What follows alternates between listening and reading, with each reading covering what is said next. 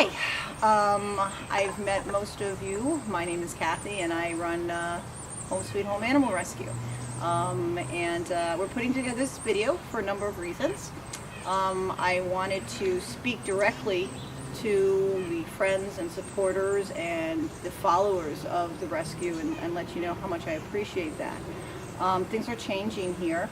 I've been doing this about 4.5 years. It's been 4.5 years of a lot of work. I've enjoyed the work most of the time, okay? Sometimes, it can be a little overwhelming. So we have probably, over the past 4.5 years, adopted out close to 250, maybe 300 dogs and puppies of all breeds. It's one of the amazing things is the transformations that I've seen with these dogs. We have certain dogs that have come out of shelters, and some of their stories just stick to my heart. And I'll never forget them. One of them was little Sugar Plum, who was a senior. She was surrendered in a mess, chronic ear infections, no hair, and she lived outside her entire life.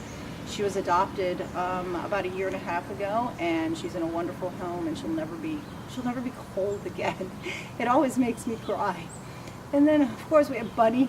Oh, Bunny, what a beautiful transformation she was, and Raggedy Andy, and what these dogs go through is so much. There's nothing like seeing the after photos. The dogs that come in to me, filthy, matted, skinny, skin and bones, insecure, unloved, and 6 months down from now, they're just beautiful. There was one guy, Mr. Chips. It was literally 2 hours before he was scheduled to be euthanized, and nobody would take him because he was growly and scary in his kennel at the shelter. And I decided to take him. I decided to risk that and just take him, and it turned out he was absolutely lovely and wonderful. He was just terribly frightened in the shelter, and that's Monkey too. Monkey was literally 20 minutes before his time was up, and nobody was taking him, and I took the chance, and he came. He was a little hard at first, but after a week here, he became a wonderful dog, and he's adopted. He's living, and he was top in his doggy school. He got valedictorian at his doggy school, and that picture, I just love that picture. Rescue is a lot of work. It's not just it's not always easy. There's lots of cleaning up after them. You wouldn't believe the amount of poop I clean up.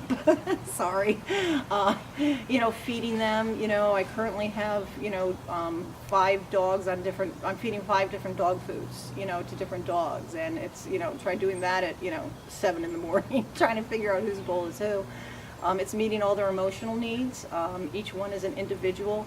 They have what they like, what they don't like. They want affection, they want attention, they want to feel wanted and needed and secure. So it takes a lot. A lot of people don't know that I have a full-time job, and this is just a second job for me. I have to run to the vet all the time. A lot of these dogs come with medical needs. I don't always know they have medical needs before they come, but sometimes we find out after, and sometimes they just break my heart, and I take them knowing that they have medical issues. Somebody has to care for them, somebody has to be there for them. So, with that being said, I spend a lot of time on the phone, going over applications, all these different types of things, and it's all been worth it, but it's starting to become a lot.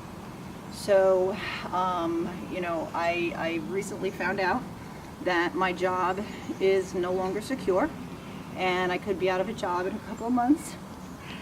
So the rescue is in debt, and I'm asking for my supporters to help me. I won't be able to pay it myself if I do lose my job. I don't know if I'll lose my job, but I was told that it is absolutely insecure. So with that being said, I'm setting up a fundraiser, a YouCaring account, and there'll be more there, and you'll see this video there, and if you can help, I would absolutely appreciate it. Thank you.